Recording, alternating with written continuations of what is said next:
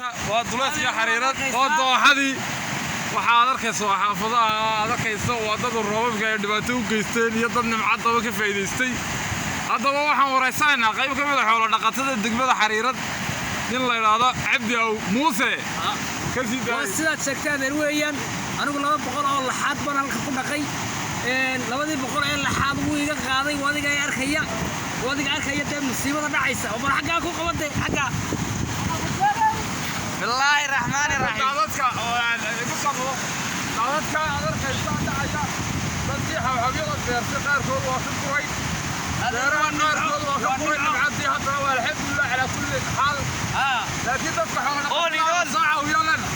maxaad odhan lahayd maxay hala noo qabtaad odhan lahaydeen baahanahay baco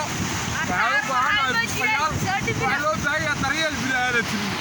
hay'adaha gargaarka iyo degdeg ha loo soo gaaro Muuse Xuseen Yuusuf Cays أهلا وسهلا سودا وو